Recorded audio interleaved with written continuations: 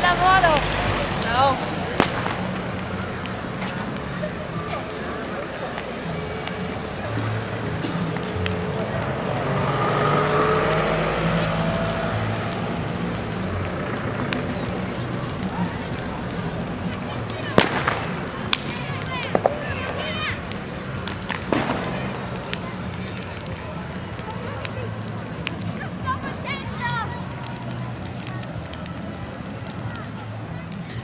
Credo che oramai la Befana stia completando il suo lavoro, faticoso lavoro per la serata, e spero sia riuscita ad accontentare tutti i bambini presenti. Mi auguro veramente che sia riuscita ad accontentare tutti.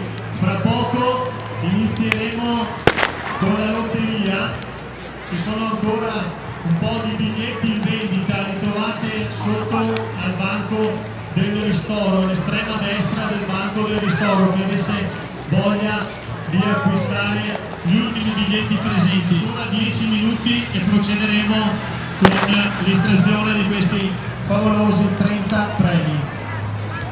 Nel frattempo vi invito ancora, chi non l'avesse fatto, a visitare la mostra dei presepi fatta dai ragazzi del catechismo e organizzata dall'associazione Noi, che è qui al Salone Don Bosco, e la mostra fotografica, le fotografie più belle della nostra comunità parrocchiale sono esposte qui, organizzate dal gruppo Giovani della parrocchia. Trovate tutto all'interno del Salone Don Bosco.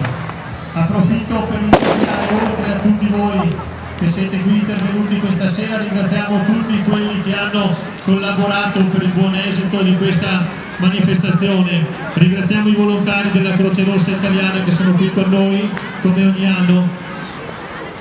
Ringraziamo la parrocchia, ringraziamo l'amministrazione comunale, ringraziamo il vicinato per la pazienza che ha con noi. 8, numero 8.